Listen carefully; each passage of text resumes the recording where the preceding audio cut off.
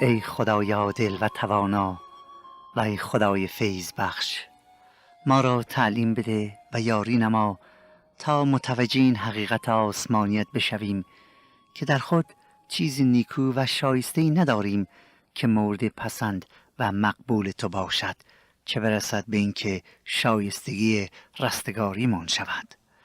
بگذار ای خداوند این حقیقت تلخ را بپذیریم که افکارمون، اعمالمون، تمام زندگیمون از نظر تو آلوده به گناهست و ما در همه اعمالمون ای خدا ناقص و ناتوان و عاجز مانده ایم و جز فیض تو هیچ چیزی نمیتواند به ما رستگاری ببخشد.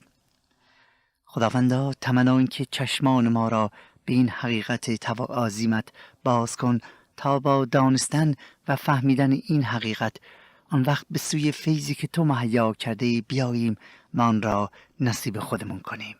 این دعا را به نام و به شایستگی مظهر مقدس تو یعنی عیسی مسیح زنده می طلبیم. آمین.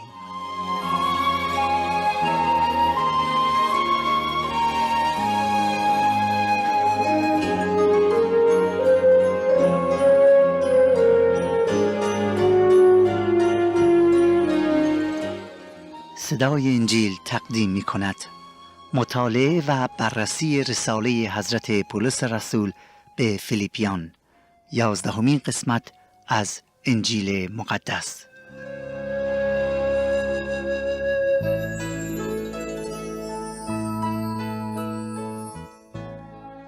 پس از اینکه حضرت پولس به وسیله فیض خداوند متوجه شد که یگانه راه رستگاری از گناهان در دست خود خدای تواناست و نه در کوشش و تقلای انسانی و پیروی کردن از تشریفات و رسومات دینی، وجود خود را تسلیم منجی و نجات دهنده زنده که این حقیقت آسمانی را به او مکشوف می کند و خیشتن را به او آشکار می سازد می نماید و خود را غلام و برده عیسی مسیح زنده می کند.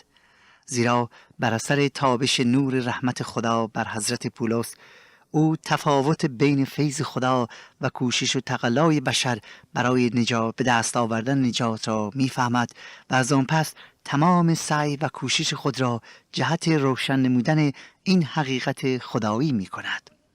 اما بشارت دادن چنین پیامی که انسان را برای نجاتش متکی به خدا می‌نماید و نه اعمال مذهبی و تشریفات دینی، کار آسانی نبود، زیرا ملایان و رؤسای مذهبی شدیداً با آن مخالفت می‌کردند، ولی پولس وظیفه شرعی خود می‌دانست که مردم را متوجه این بشارت آسمانی بکنه.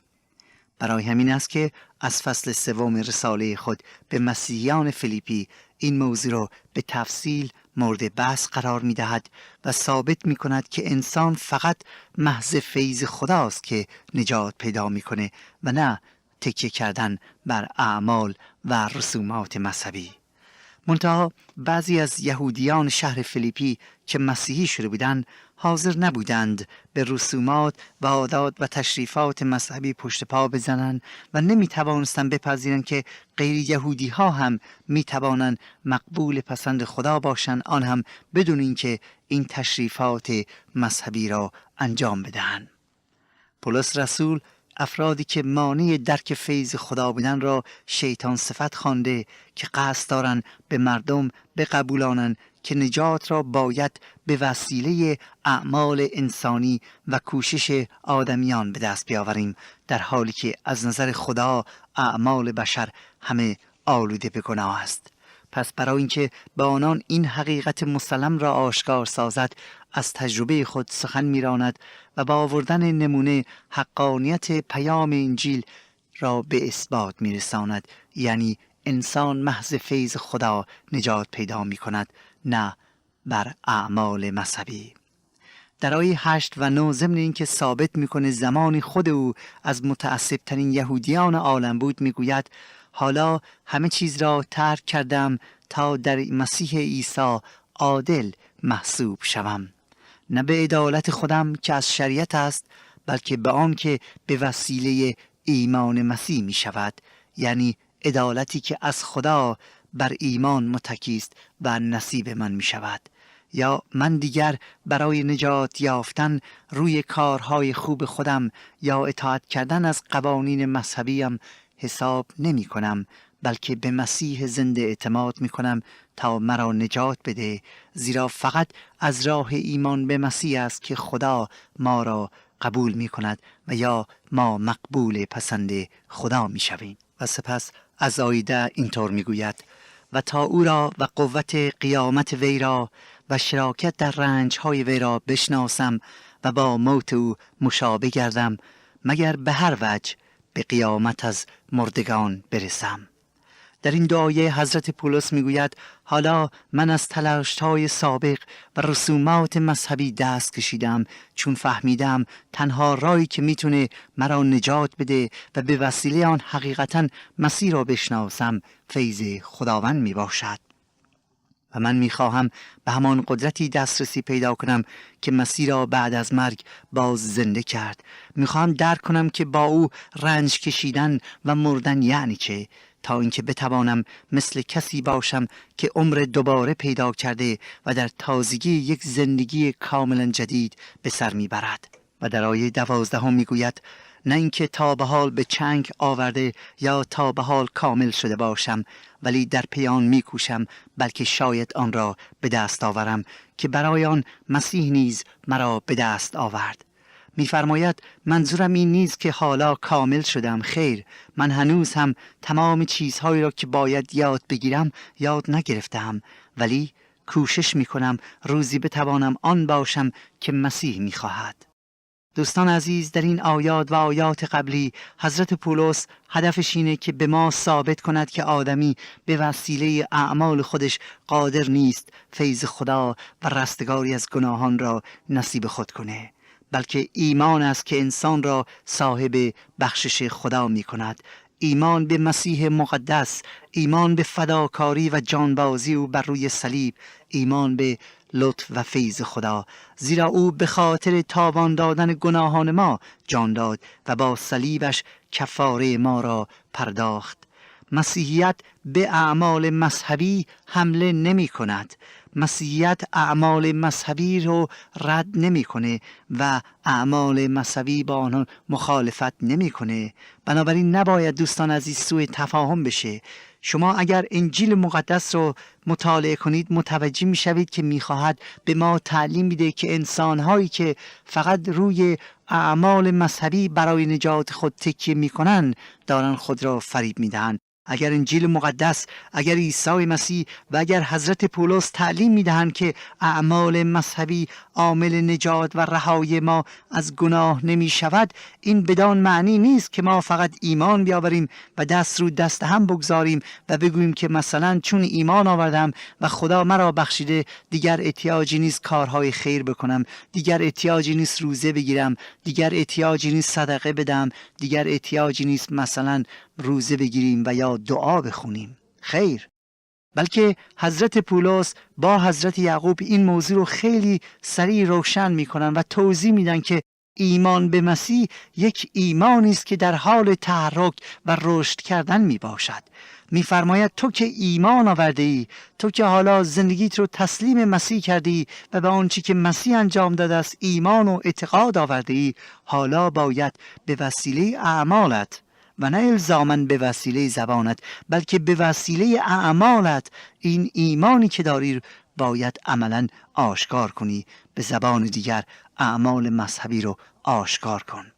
اگر ایمانت رو آشکار نسازی، اگر اعمالت این ایمانی رو که ادعا میکنی داری نشون ندهد، بدان که خودت رو فریب داده ای، زیرا ایمان بدون عمل مرده محسوب میشه. ما مسیحیان اعمال مذهبی رو انجام میدهیم، ولی نه به خاطر اینکه انشاءالله مقبول پسند خدا واقع بشیم و انشاءالله خدا بر ما ترحم کنه و انشاءالله خدا گناهان ما را در آخرت ببخشد. خیر، ما اعمال مذهبی رو انجام میدهیم و در این راه کوشش شدیدی هم میکنیم. چرا؟ به خاطر اینکه خدا بر ما ترحم کرده، خدا ما را به خاطر ایمانمون به مسیح بخشیده و ایمانمون اعمال نیکو و شایسته تولید میکنه. اگر شما نجات پیدا کرده اید، تولد تازه یافته اید و در نتیجه یک هدف تازه‌ای دارید و مقصود و روش جدیدی رو طی می‌کنید، روشی که خداوند از شما انتظار دارد، یعنی روش مسیح مقدس. اگر ایمان شما به مسیح شما را عوض نکرده باشد، آن وقت در اعمالتون نیز تغییرات اساسی به وجود نخواهد آمد و صاحب مقصود و هدف مسیحی نیز نیستید، بلکه ایمانتون هم مرده محسوب میشه. بنابراین دوستان عزیز، اعمال مذهبی بسیار بسیار مهم هستند، ولی برخلاف مذاهب دیگه بین اعمال مذهبی مسیحیان با اعمال مذهبی غیر مسیحیان تفاوت عظیمی در هدف و مقصود از آن هست. اول از همه این که اعمال مذهبی مسیحیان ثمره ایمانی است که عامل نجات گردیده است.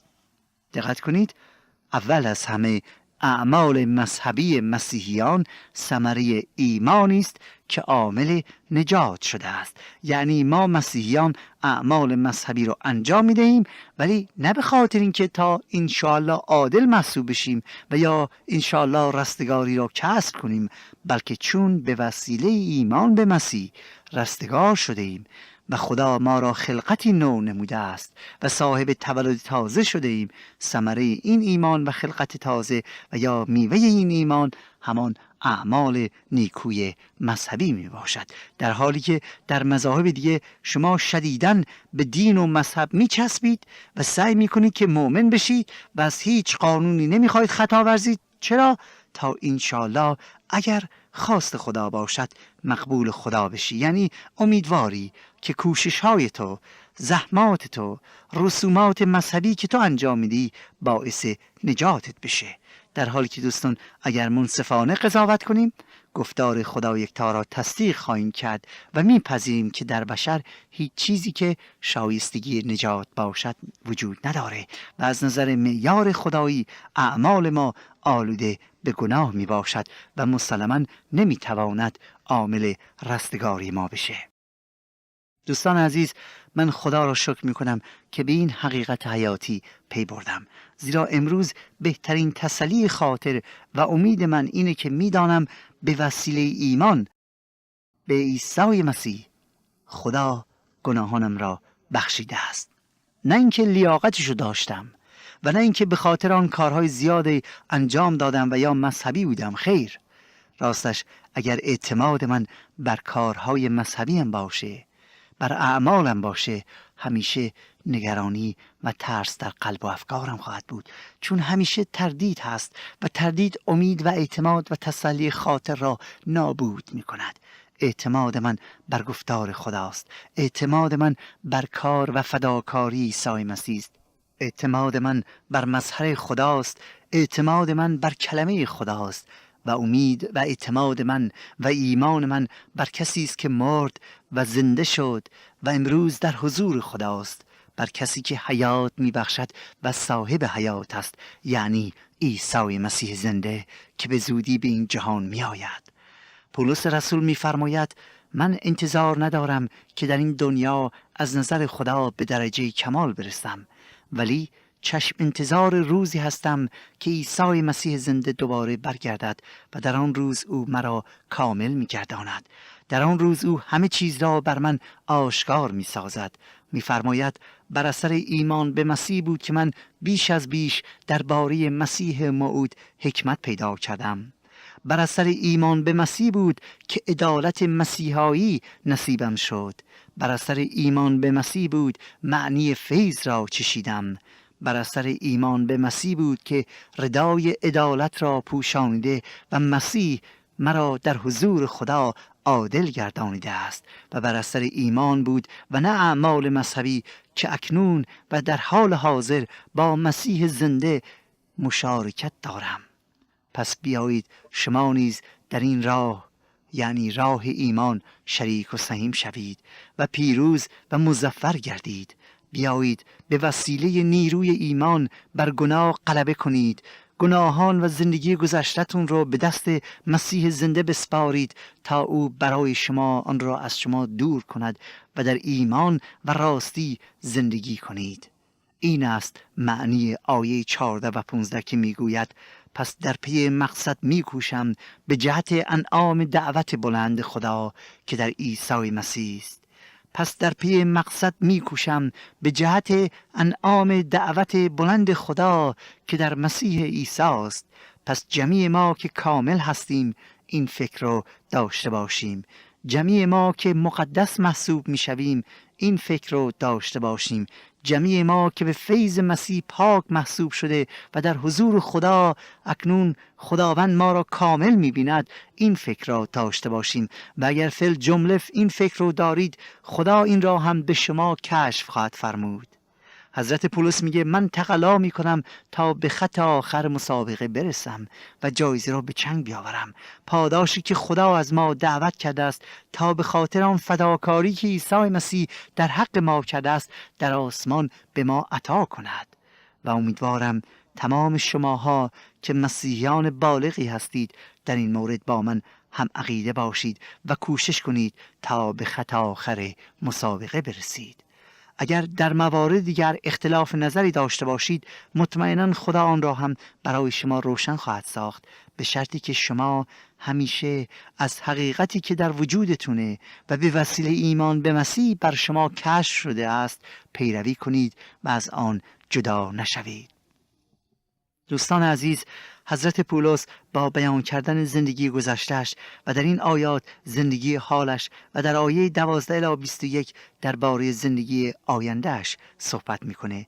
از گذشته‌اش برای اثبات ایمان حال صحبت میکنه که به سوی آینده چشم دوخته و میخواهد در این سفر عمر پیش برود و او سفر عمرش را به یک مسابقه دو تشبیه کرده است که چشم به جایزه‌ای دوخته است، پاداشی دوخته است که خداوند به خاطر وفاداری در کارش و ایمانش به او عطا می کند. هر مسیحی که صاحب فکر روحانی است باید این حقیقت مهم را بدونه که خدا باید در او کار کند اگر می‌خواهد در این زندگی پاک و مقدس باقی بماند، اگر می‌خواهد در این مسابقه عمر شرکت کند. عیسی مسیح یادآور می‌شود که بدون او ما قادر به انجام هیچ کاری که در خور خداوندی باشد و یا در خور شایستگی تقدیم کردن به درگاه خدا باشد نیستیم. می‌فرماید زیرا جدا از من هیچ نمی‌توانید کرد. بدون قدرت و ایمان به مسیح من و شما قادر نیستیم کاری را یا عملی را انجام بدهیم که مقبول پسند خدا باشه و به اصطلاح خدا به خاطر آن ما را نجات بدهد. جدا از من هیچ نمی توانید کرد. خدا در ما کار می کند تا به وسیله ما اراده خیش را انجام بدهد.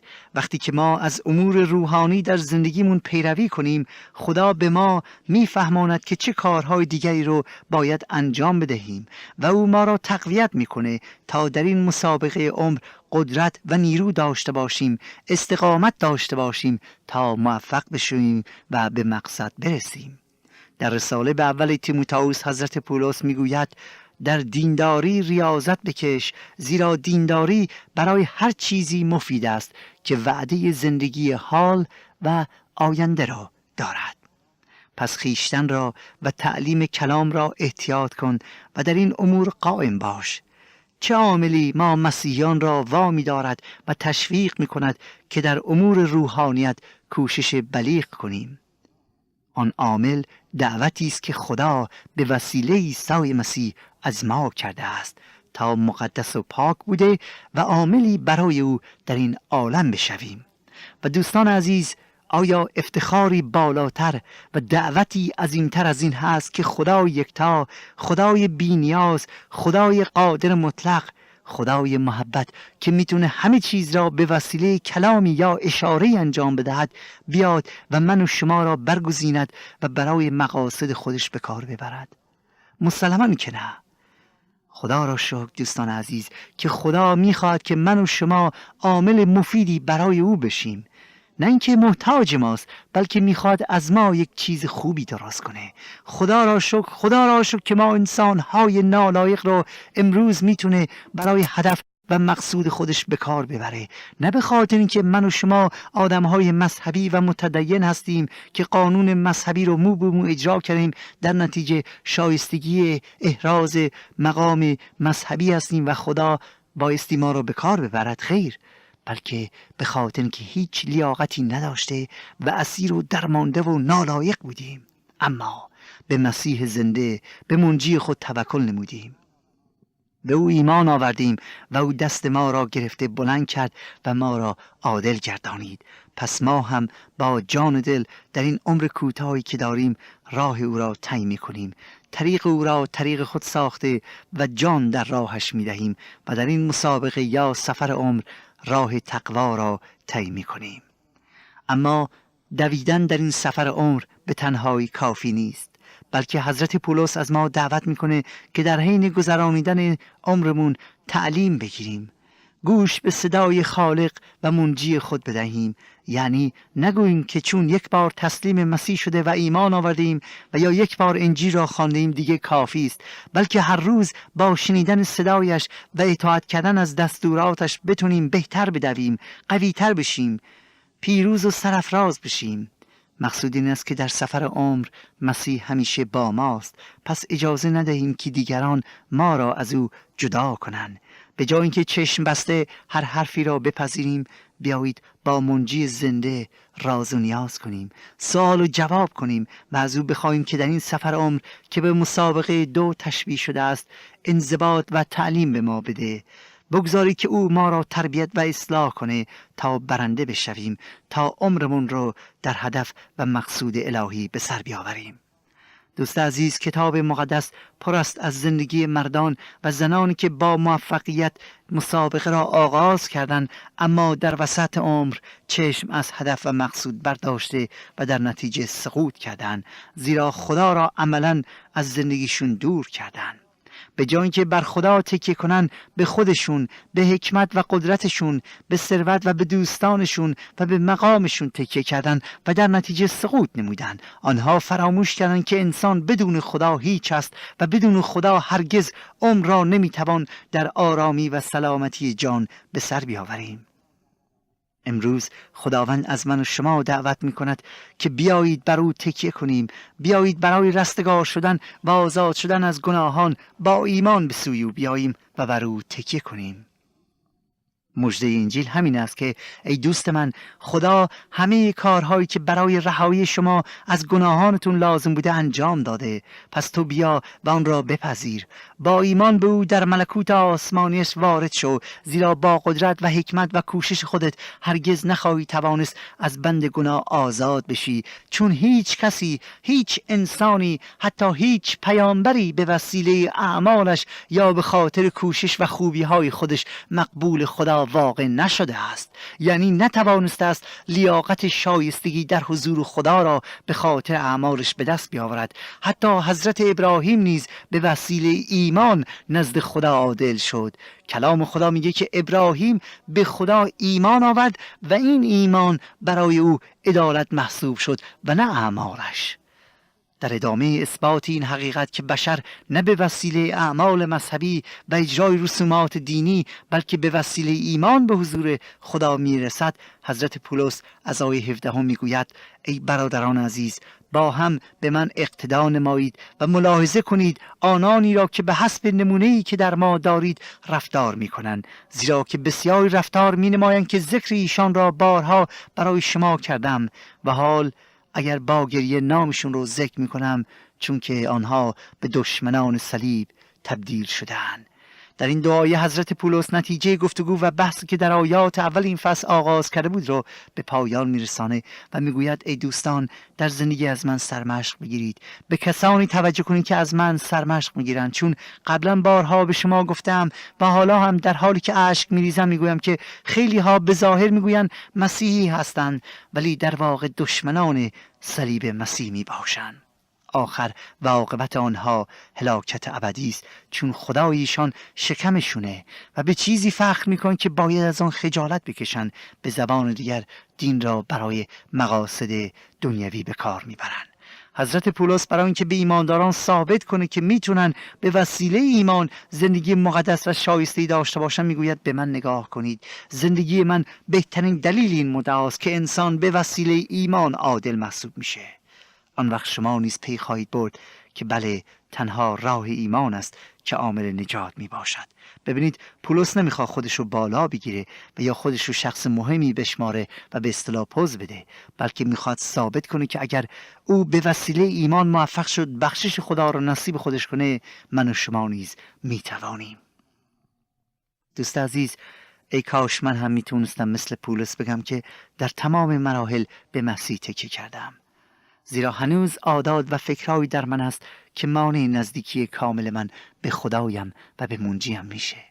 اما پولس میتونست بگه که او تماما تسلیم مسیح مقدس بود و من دعا میکنم که خداوند به من قدرت بده، فهم بده تا بدونم که حقیقتا بایستی در تمام مراحل خودم را تسلیم مسیح کنم، تماما تسلیم او باشم و با ایمان کامل زندگی کنم.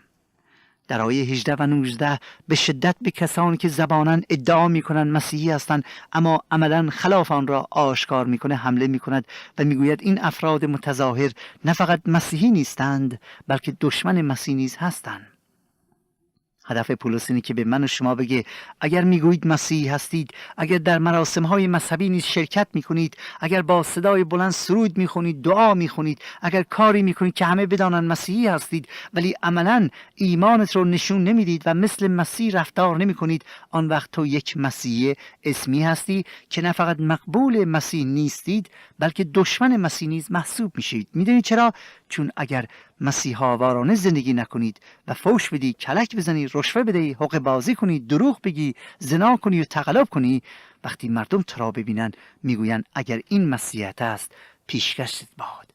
و دوستان عزیز، این شهادت بسیار بدی است برای مسیح. خدا کند که شما امروز زندگی پاکی رو داشته باشید. آنچه شنیدید برنامه‌ای بود از رادیو صدای انجیل. خوشحال می‌شویم که با ما مکاتبه کنید و از نشریات و ادبیات ما استفاده نمایید و از طریق شبکه‌های اجتماعی فیسبوک، گوگل پلاس و یوتیوب با تایپ فارسی رادیو صدای انجیل همراه ما باشید. همچنین از طریق تلفن و ایمیل نیز می‌توانید با ما تماس بگیرید. آدرس ایمیل ما از این قرار است: radioenjil@gmail.com. تکرار می کنم، ایمیل ما radioenjil@gmail.com و تلفن ما 201 616 920 1791. تکرار می کنم، 201 616 920 1791. تا برنامه دیگر و روز دیگر، خدای یکتا و مسیح زنده با شما باشد. ماراناتا، یعنی خداوند به زودی برمیگردد. آمین.